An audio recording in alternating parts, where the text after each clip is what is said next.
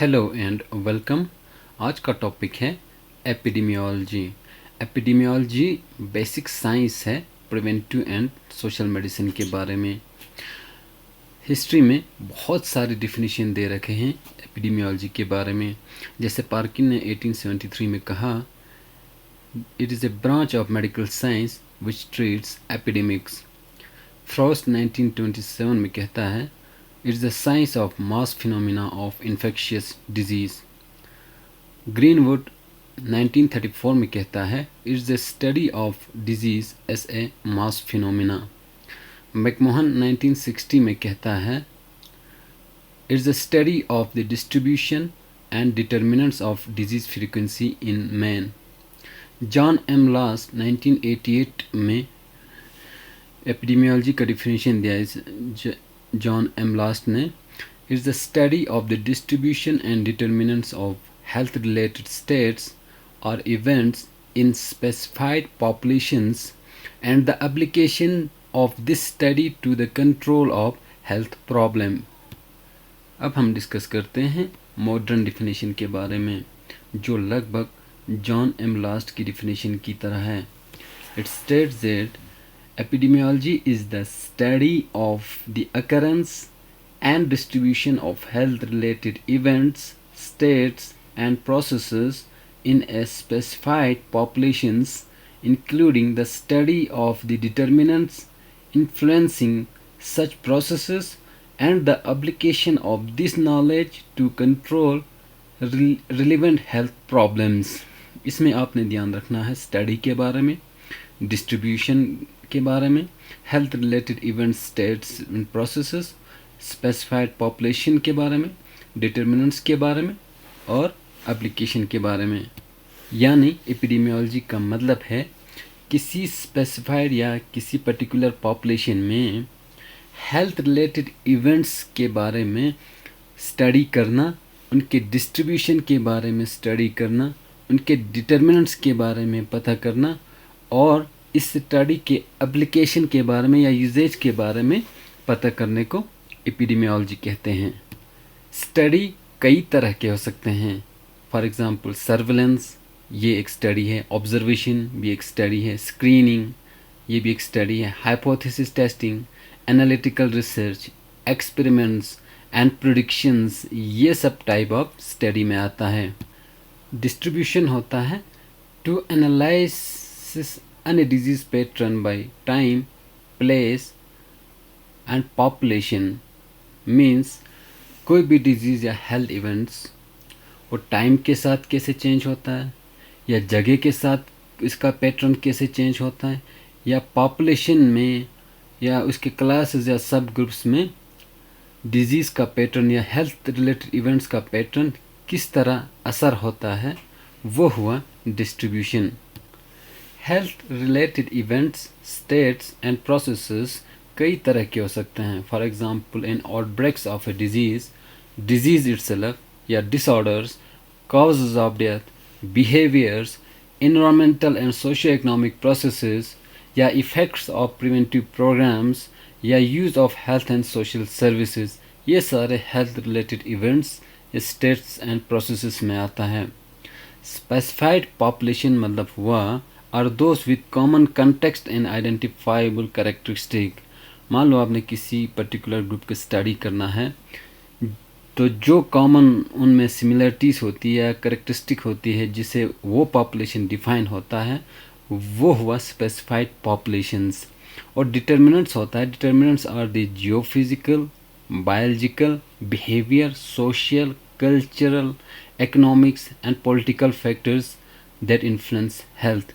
ये सारे फैक्टर, चाहे जो फिज़िकल हो, बायोलॉजिकल हो, बिहेवियर हो, सोसाइटी का हो, कल्चर की वजह से हो, इकोनॉमिक की वजह से हो या पॉलिटिकल फैक्टर्स की वजह से हो, जिससे हेल्थ पे असर पड़ता है या जिससे किसी पर्टिकुलर हेल्थ रिलेटेड स्टेट्स पे असर पड़ता है, ये आता है डिटरमिनेंट। सारे एपिडेमियोलॉजिकल डिफिनीशन में तीन चीज़ें कॉमन है। पहला है डिजीज़ फ्रीक्वेंसी।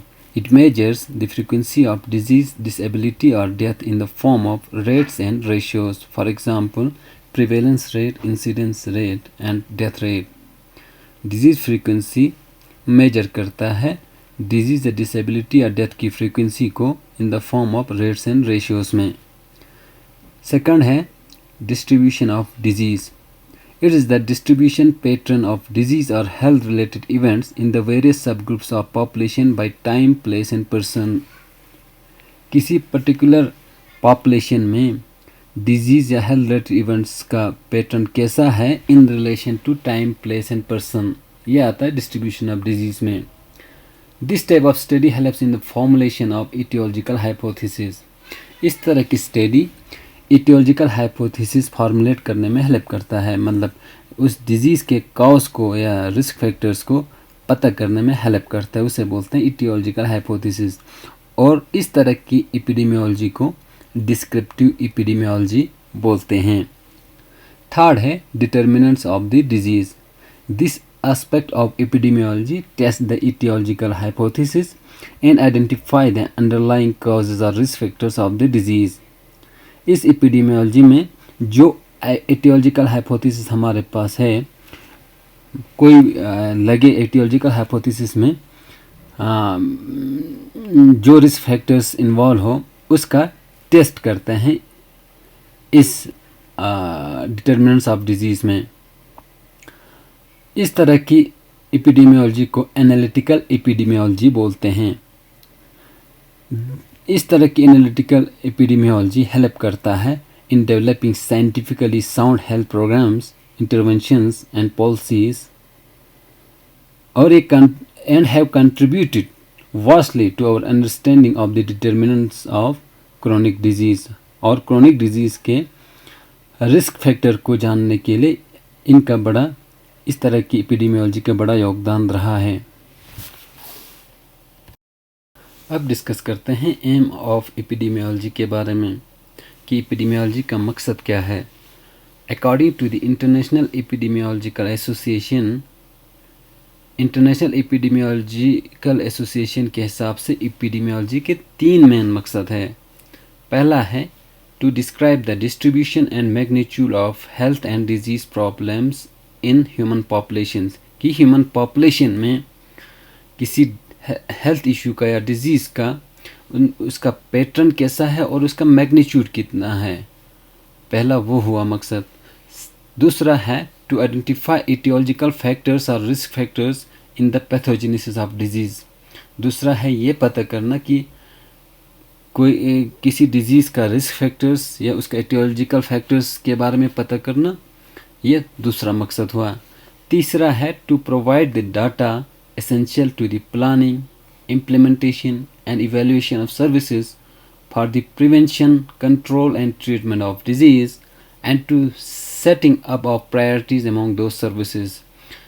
तीसरा वो डाटा देना, स्टडी के बाद जो डाटा आता है, ताकि उस स्टडी को हम यूज़ कर सकें प्लानिंग के लिए, इम्प्लीमेंटेशन ऑफ सर्विस के लिए, इवैल्यूएशन ऑफ सर्विस के बारे में कि सर्विस कितना अच्छा कर रहा है, किसी सर्विस को इम्प्लीमेंट करने की ज़रूरत है कि नहीं, या प्लान करने के लिए कि किसी सर्विस का प्लान कैसे करना चाहिए ताकि डिजीज़ का प्रिवेंशन हो, कंट्रोल हो और ट्रीटमेंट भी हो।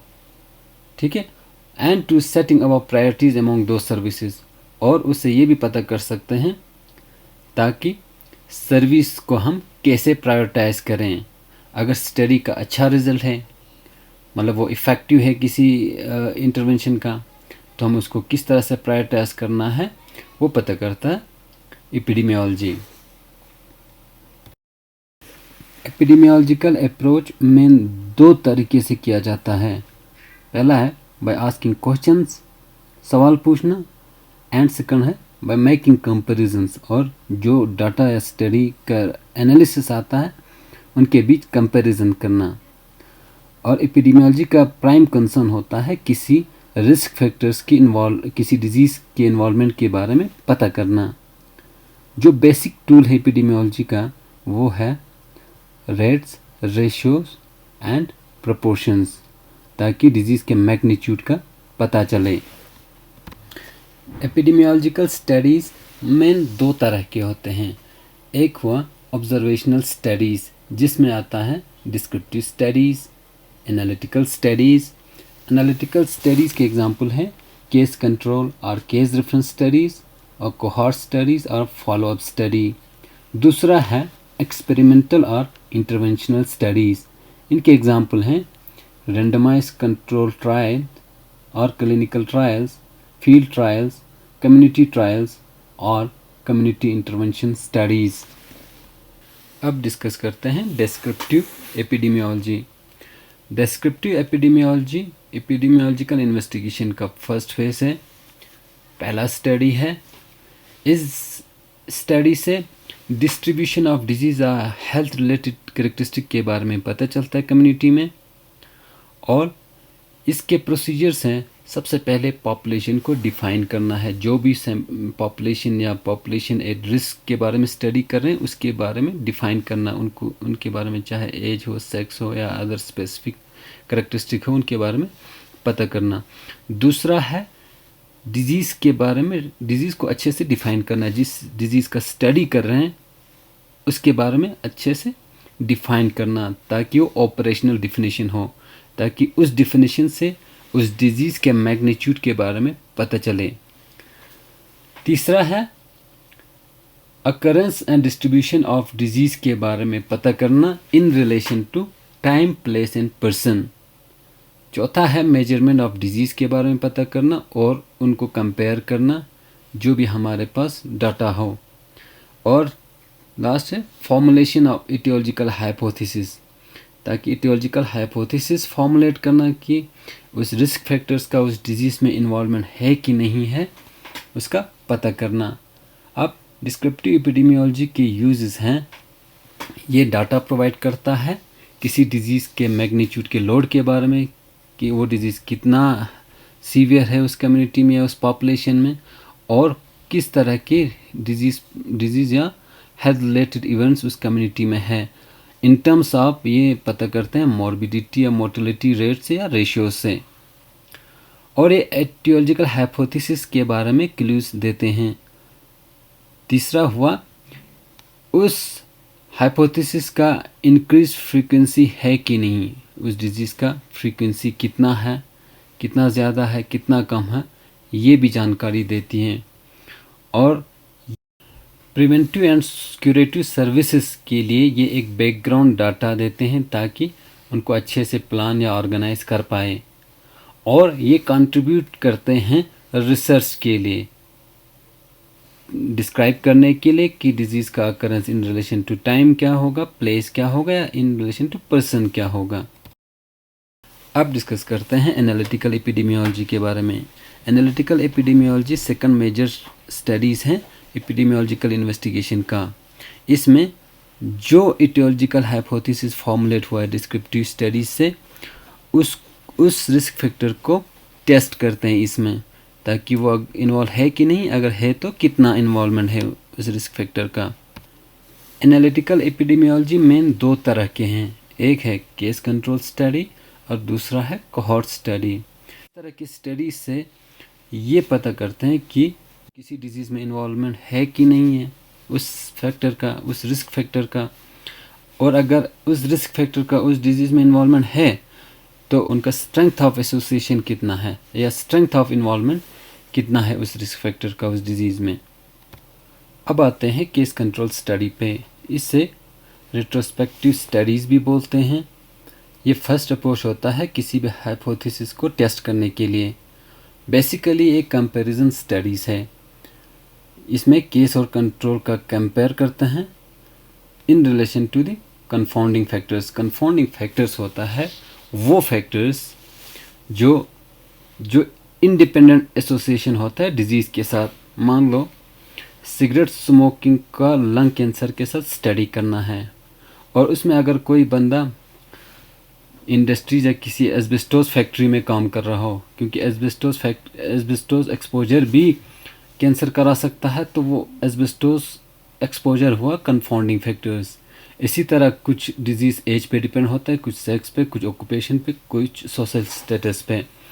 तो उनमें से जो कन्फाउंडिंग फैक्टर्स है उनको ध्यान में रखना है इस स्टडी जब ये केस कंट्रोल स्टडी कर रहे हैं।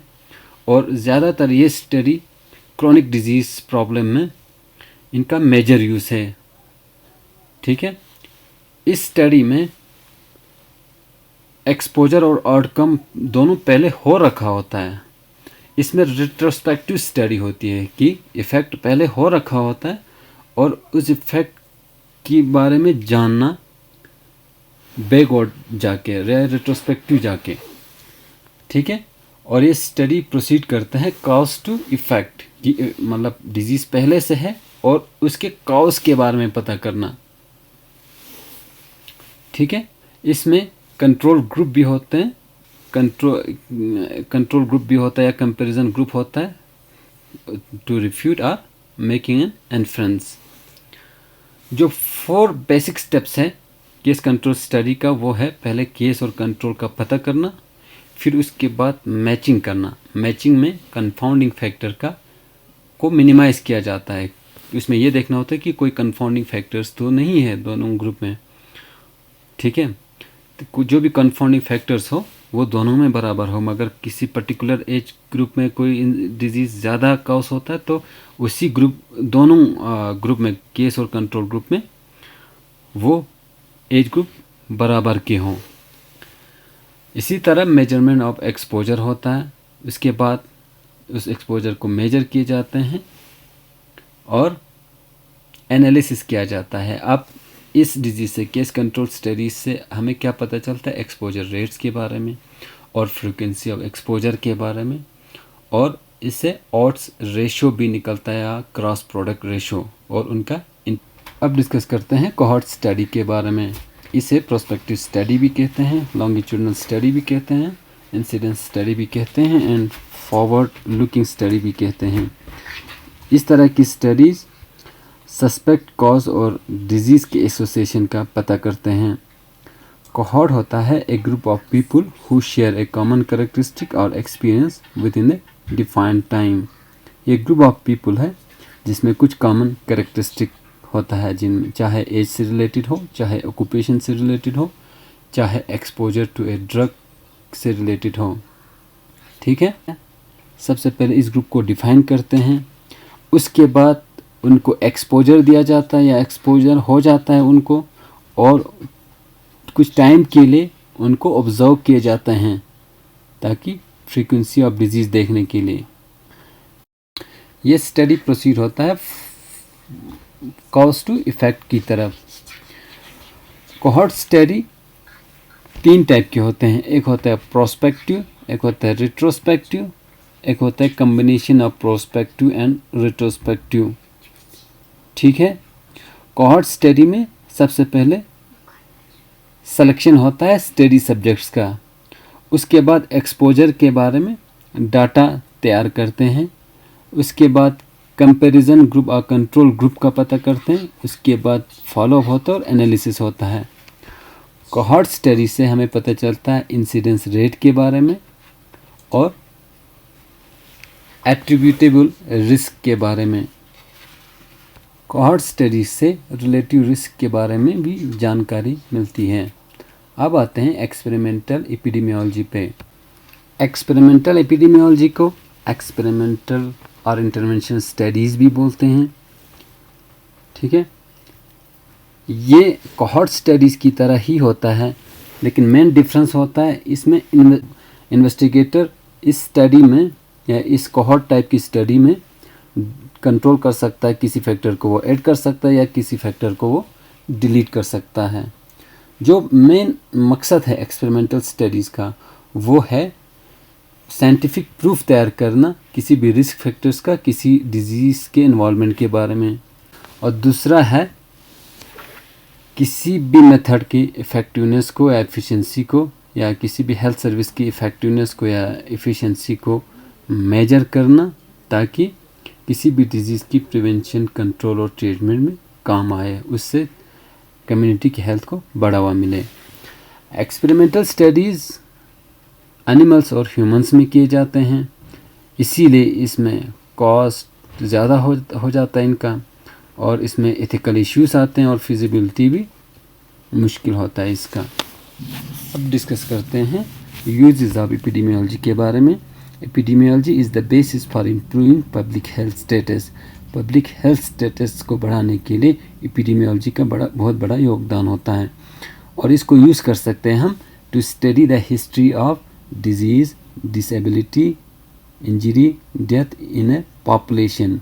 किसी भी पॉपुलेशन में ये डिजीज़ के बारे में भी जानकारी दे सकती हैं, डिसेबिलिटी के बारे में, इंजरी के बारे में या डेथ के बारे में, इनके बारे में जानकारी दे सकती है। To make a community diagnosis, community diagnosis होता है कोई भी हेल्थ प्रॉब्लम किसी कम्युनिटी में, पहले उसका आइडेंटिफाई करना वह प्रॉब्लम्स है कि नहीं, फिर उसके बाद उसके मैग्नीट्यूड का पता करना कि कितना इन्वॉल्वमेंट है उस कम्युनिटी में in terms of mortality and morbidity rates and ratios.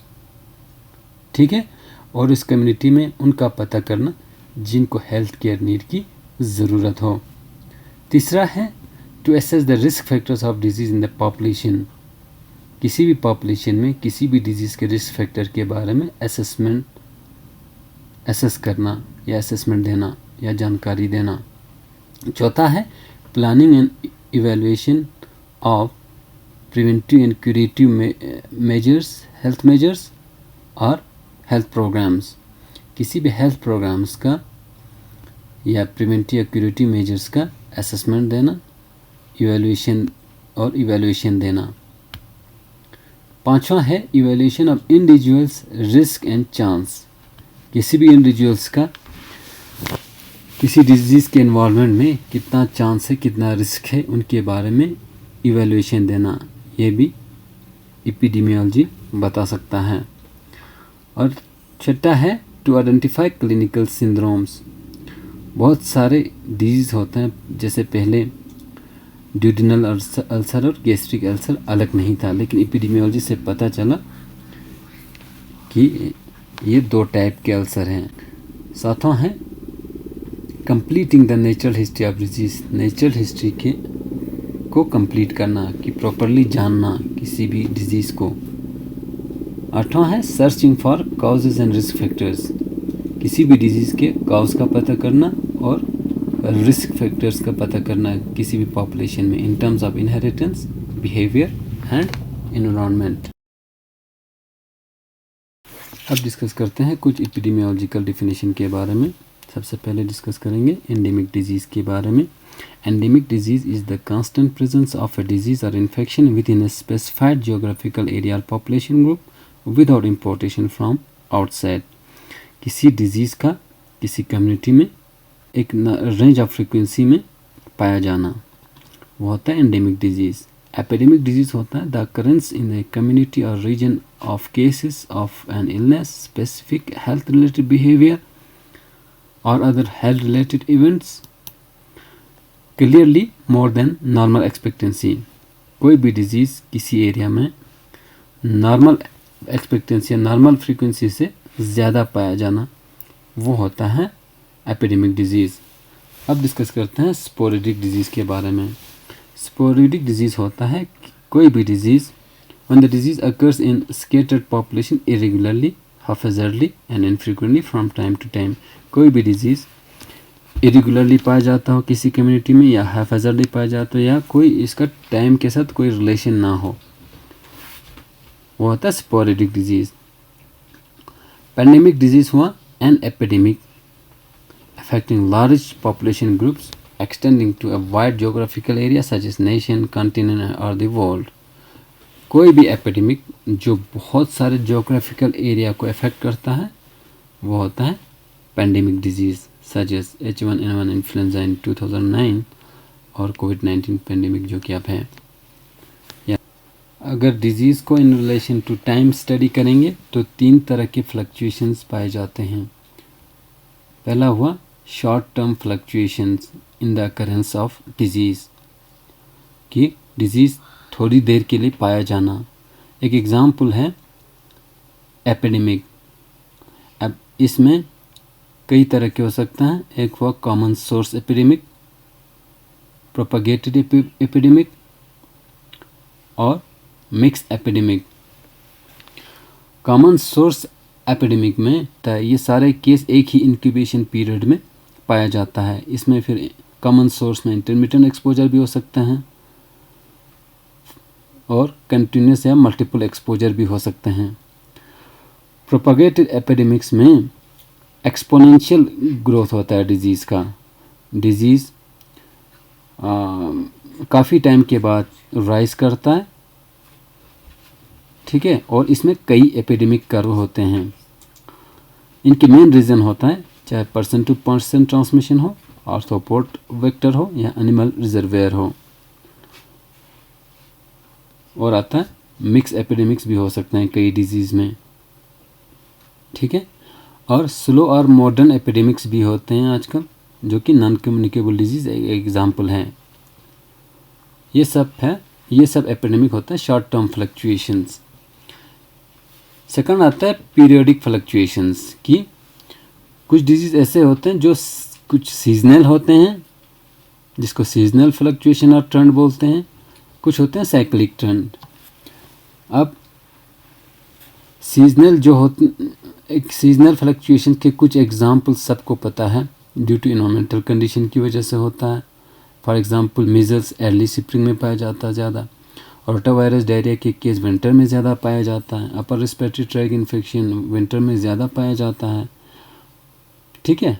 Gastroenteritis bacterial cause summer में ज़्यादा पाया जाता है, और डेंगू फीवर केस बारिश होने के बाद सबसे ज़्यादा पाया जाता है। ये हुआ सीजनल ट्रेंड। इसी तरह साइक्लिक ट्रेंड भी होते हैं कुछ डिजीज़, ठीक है। कुछ डिजीज़ कुछ पीरियड के लिए रहता है फिर चला जाता है, चाहे वो डेज बेसिस पे हो, वीक्स बेसिस पे हो, मंथ्स बेसिस पे हो, ईयर्स बेसिस पे हो। एक एग्जांपल है इन्फ्लुएंजा, जो हर 10 साल बाद आता है। मीजल्स हर 2 से 3 साल बाद आता है प्री वैक्सीनेशन एरा में मीजल्स हर 2-3 साल बाद इनका पीक आता था। और रुबेला है 6 से 9 साल के बाद आता है। आजकल ऑटोमोबाइल एक्सीडेंट होते हैं वीकेंड पे ज़्यादा होता है, सैटरडे संडे पे। ये हुआ डिजीज़ का साइक्लिक ट्रेंड। और तीसरा है लॉन्ग टर्म और सेक्युलर ट्रेंड। कुछ डिजीज़ काफ़ी देर के लिए रहता है और उनका एक ही डायरेक्शन होता है। अगर वो उनका पीक ज़्यादा आ रहा है तो वो ज़्यादा होता जाएगा, डे बाय डे बढ़ता जाएगा, और अगर उनका कम हो रहा तो हमेशा कम होता जाएगा। तो एक इसको बोलते हैं लॉन्ग टर्म और सेक्युलर ट्रेंड। एग्जांपल है क्रोनिक हार्ट डिजीज़, जो कि आजकल बढ़ रहे हैं डेवलप कंट्रीज़ में, लंग कैंसर, डायबिटीज़, ठीक है। और वहाँ पे typhoid fever, polio, diphtheria, tuberculosis के केस कम हो रहे हैं, ठीक है, लंबे समय के लिए। तो ये हुआ लॉन्ग टर्म। और अब डिस्कस करते हैं एपिडेमियोलॉजिकल ट्रायंगल के बारे में, जो एक्सप्लेन करता है epidemiological models for the causation of disease. कोई भी डिजीज़ होने के लिए एजेंट, होस्ट और इन्वायरमेंट के बीच इंटरेक्शन होना पड़ता है। एजेंट होता है जो डिजीज़ का कॉजल फैक्टर होता है, जिससे डिजीज़ होता है। इन्फेक्शियस डिजीज़ में ज़्यादातर सिंगल एजेंट रिस्पॉन्सिबल होता है, और क्रोनिक डिजीज़ में मल्टीपल कॉजल फैक्टर होता है डिजीज़ का। होस्ट होता है the host harbours the disease, जिसमें डिजीज़ होता है, ठीक है।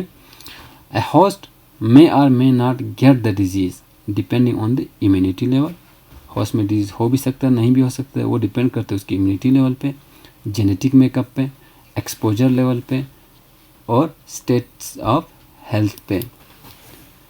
तीसरा हुआ environmental condition, the external conditions surrounding where humans और animal favours transmission of disease agent, जिसमें डिजीज एजेंट का ट्रांसमिशन होता है। ये वो सराउंडिंग होते हैं जिसमें डिजीज कॉजिंग एजेंट का ट्रांसमिशन होता है।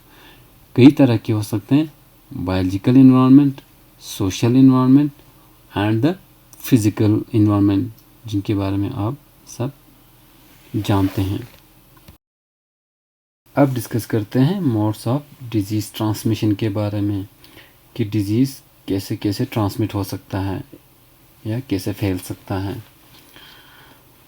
सबसे पहले आता है डायरेक्ट ट्रांसमिशन। डायरेक्ट ट्रांसमिशन में चाहे डायरेक्ट कांटेक्ट हो सकता है, जैसे स्केबीज में होता है, लेप्रोसी में होता है, HIV इन्फेक्शन में होता है, या स्किन इन्फेक्शन में होता है, या ये रीज़न हो सकता है ड्रॉपलेट इन्फेक्शन के ज़रिए, ठीक है। 10 माइक्रोन या ज़्यादा अगर डायमीटर हो उस पार्टिकल का किसी भी डिजीज़ कॉजिंग एजेंट का, वो नोज़ में फ़िल्टर हो जाता है, और 5 से अगर कम हो वो अल्वियोलाई तक पहुंच जाता है। जो ड्रॉपलेट सेपरेट होते हैं वो कम से कम 30 से 60 सेंटीमीटर तक फैलता है, या अगर होस्ट 30 से 60 सेंटीमीटर के अंदर हो तो उसको ड्रॉपलेट इन्फेक्शन के ज़रिए बीमारी लग सकता है। ठीक है। ड्रॉपलेट्स जैसे खांसी से निकलते हैं, छींक से निकलते हैं, और बहुत सारे डिजीज़ ड्रॉपलेट्स के ज़रिए सेपरेट हो सकता है। इसमें एक एग्जांपल है ट्यूबरकुलोसिस, रेस्पिरेटरी इन्फेक्शन, और भी एग्जांपल है वूपिंग कफ, मेनिंगोकोकल मेनिंजाइटिस। ठीक है। और जो डायरेक्ट सेपरेट करने की माध्यम है वो है contact with soil.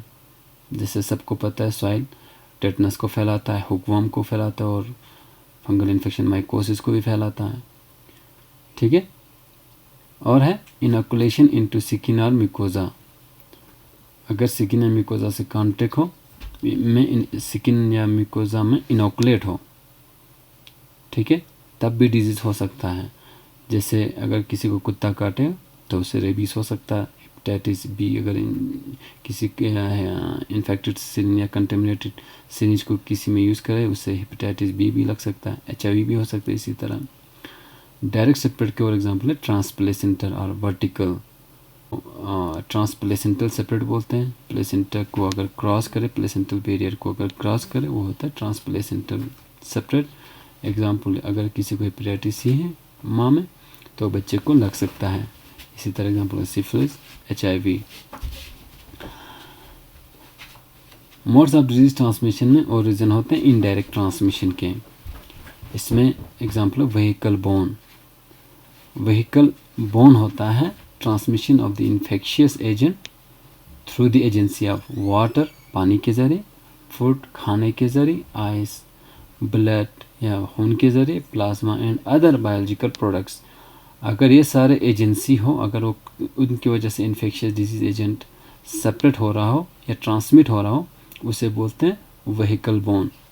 Vector bone indirect transmission में वेक्टर का डिफिनेशन है, A vector is defined as an arthropod or any living carrier other than human being that transports an infectious agent to a susceptible individual। यानी एक vector होता है human के अलावा कोई भी लिविंग कैरियर जो इन्फेक्शियस एजेंट को ट्रांसपोर्ट करता है और किसी भी ससेप्टेबल इंडिविजुअल को इन्फेक्ट करता है। अब वेक्टर कई तरीके से इन्फेक्ट कर सकते हैं, चाहे वो बाइट के ज़रिए हो, बॉडी फ्लूइड के ज़रिए हो, वेस्ट प्रोडक्ट के ज़रिए हो, या अगर वो फूड को किसी भी खाने को कंटेमिनेट करें उसके ज़रिए वो ट्रांसमिट कर सकता है। अब ट्रांसमिशन बाय वेक्टर दो तरह के होते हैं, मैकेनिकल और बायोलॉजिकल। मैकेनिकल मीन्स वो सिर्फ उस डिजीज़ कॉजिंग एजेंट को ट्रांसमिट करता है। फॉर एग्ज़ाम्पल, कोई भी मक्खी हो, अगर वो कोई डायरियल डिजीज़ कॉजिंग बैक्टीरिया को ट्रांसपोर्ट करके किसी। बायोलॉजिकल वेक्टर बोर्न ट्रांसमिशन में कोई भी डिजीज़ कॉजिंग एजेंट वो वेक्टर पे डिपेंडेंट होता है उसके कुछ डेवलपमेंटल साइकिल के लिए या पार्ट ऑफ डेवलपमेंटल साइकिल के लिए, या वो डिजीज़ कॉजिंग एजेंट उस वेक्टर में उसकी मल्टीप्लिकेशन होती है। यह हुआ biological vector borne transmission. For example है plasmodium malarial parasite. Indirect transmission के और माध्यम है एयरबोर्न इन्फेक्शन। एयरबोर्न इन्फेक्शन में एग्जांपल है ड्रॉपलेट, न्यूक्लियाई और डस्ट। ड्रॉपलेट न्यूक्लियाई हुआ ड्रॉपलेट्स के ड्राइड रेजिड्यू। ये 1 से 10 माइक्रोन के रेंज में होता है इसका साइज, डायमीटर। ये ड्रॉपलेट न्यूक्लियाई एरोसोल से भी जनरेट हो सकता है और ये हवा में काफ़ी समय के लिए रहता है और एयर करंट इसको काफ़ी दूर तक ले जा सकता है।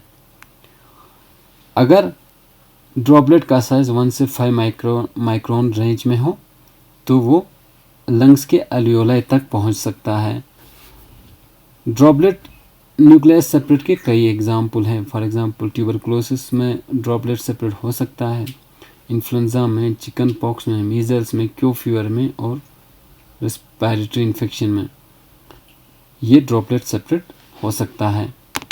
अब बहुत सारे डिजीज़ को डस्ट सेपरेट करते हैं, गंदगी, dust. For example streptococcal infection, staphylococcal infection, pneumonia, tuberculosis, Q fever, coccidioidomycosis. Dust common cause होता है डिजीज ट्रांसमिशन के हॉस्पिटल एक्वायर्ड इन्फेक्शन में। ये डस्ट कॉमन माध्यम होता है डिजीज सेपरेट करने के। इसी तरह फोमाइट बोन इनडायरेक्ट ट्रांसमिशन होता है डिजीज़ का। फोमाइट्स होता है आर इनएनिमेट आर्टिकल्स और सब्सटेंस अदर देन वाटर और food contaminated by infectious discharge from a patient and capable of harboring and transferring the infectious agent to a healthy person। ठीक है।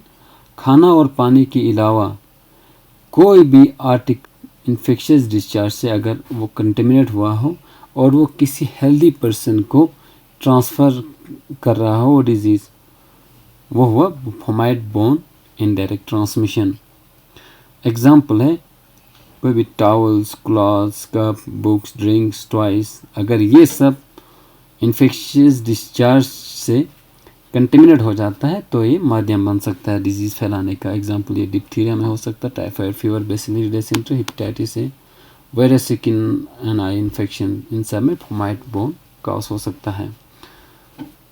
और जो इनडायरेक्ट ट्रांसमिशन के last माध्यम है वो अनक्लीन हैंड्स एंड फिंगर्स। ये सबको पता है, अगर किसी की कोई हाथ की सफाई का ध्यान नहीं रखता है तो उसमें staphylococcal infection, streptococcal infection, typhoid fever, dysentery, hepatitis, intestinal pressure, इनका सेपरेट हो सकता है। अब डिस्कस करते हैं डायनेमिक्स ऑफ डिजीज़ ट्रांसमिशन के बारे में। किसी भी बंदे को कम्युनिकेबल डिजीज़ लग सकता है, चाहे वो रिजर्वायर के थ्रू या सोर्स ऑफ इन्फेक्शन के थ्रू। अब सोर्स ऑफ इन्फेक्शन होता है कोई भी पर्सन, ऑब्जेक्ट या एनिमल जिससे इन्फेक्शियस एजेंट ट्रांसमिट होता है या डिसेमिनेट होता है। ठीक है। रिजर्वायर होता है कोई भी पर्सन, एनिमल, आर्थ्रोपोड या सॉइल जिसमें इन्फेक्शियस एजेंट रहता है और मल्टीप्लाई भी करता है और वहाँ से ट्रांसमिट होता है किसी भी ससेप्टेबल होस्ट को। अब रिजर्वायर कई तरह के हो सकते हैं, ह्यूमन रिजर्वायर, एनिमल रिजर्वायर और reservoir in non living things. Example soil. Human reservoir भी कई तरह के होते हैं, क्लिनिकल केस, सब क्लिनिकल केस और लेटेंट इन्फेक्शन। क्लिनिकल केस होता है जिसमें साइन एंड सिम्टम्स आते हैं डिजीज़ के। सब क्लिनिकल केस में जिसमें साइन एंड सिम्टम्स नहीं होता लेकिन उनमें मल्टीप्लिकेशन हो रहा होता है। लेटेंट इन्फेक्शन में वो इन्फेक्शियस एजेंट, उनका मल्टीप्लिकेशन भी नहीं होता और साइन एंड सिम्टम्स भी नहीं होता। केस का डेफिनेशन है कोई भी पर्सन जिसमें डिजीज़ या हो रहा हो या जिसमें कोई हेल्थ डिसऑर्डर हो। प्राइमरी केस हुआ वो पहला केस, कम्युनिकेबल डिजीज़ का वो पहला केस जिसका पता चल जाए किसी भी पॉपुलेशन में। इंडेक्स केस होता है सबसे पहला केस। ये इन्वेस्टिगेट करते समय उसको पता चल जाता है कि सबसे पहला केस किसी भी कम्युनिकेबल डिजीज़ का कौन सा है, वो हुआ इंडेक्स केस। ठीक है। सेकेंडरी केस हुआ प्राइमरी केस से अगर इन्फेक्ट होकर अगर किसी को बीमारी लग जाए, वो हुआ सेकेंडरी केस। सस्पेक्ट केस हुआ जिसमें सारे साइन एंड सिम्टम्स हो उस डिज़ीज़ का लेकिन उसका कंफर्मेशन ना हो। मान लो किसी में अगर खांसी ज़ुकाम वगैरह हो तो ये सस्पेक्ट कर सकते हैं कि इसमें कोविड है लेकिन इसका कंफर्मेशन होता है RT-PCR के थ्रू। इसी तरह सस्पेक्ट केस होते हैं, इनमें डिजीज़ का साइन एंड सिम्टम्स सारा होता है और कंडीशन भी सारा होता है लेकिन उसको डायग्नोज नहीं हुआ होता है। कैरियर होता है कोई भी इन्फेक्टेड पर्सन या एनिमल जिसमें इन्फेक्शियस एजेंट होता है लेकिन उसमें कोई क्लिनिकल साइन एंड सिम्टम्स नहीं होता। ठीक है। अब कैरियर भी कई तरह के होते हैं, जैसे हुआ इंक्यूबेटरी, है ना, अगर टाइप के हिसाब से देखा जाए तो इंक्यूबेटरी कैरियर, ये क्या करता है, इंक्यूबेशन पीरियड के टाइम डिजीज कॉजिंग एजेंट को सेपरेट करता है। इंक्यूबेशन पीरियड होता है कि वो इन्फेक्शियस एजेंट के एंट्री से क्लिनिकल साइन एंड सिम्टम्स होने तक के पीरियड को बोलते हैं इंक्यूबेशन पीरियड। अगर इस पीरियड में कोई भी इन्फेक्शियस एजेंट सेपरेट करे वो हुआ इंक्यूबेटरी कैरियर। फॉर एग्जांपल बहुत सारे डिजीज़ इंक्यूबेशन पीरियड में सेपरेट होते हैं, जैसे measles, mumps, polio, pertussis, diphtheria, hepatitis. Convalescent carrier होता है डिजीज़ ठीक, कोई भी बीमारी ठीक होने के बाद अगर वो डिजीज़ कॉजिंग एजेंट को सेपरेट करता रहे या ट्रांसमिट करता रहे माहौल में, वो होता है कन्वलेसेंट कैरियर। जैसे एग्जांपल होता है टाइफाइड, कोलरा, डिप्थीरिया। इसी तरह हेल्दी या पैसिव कैरियर भी होते हैं।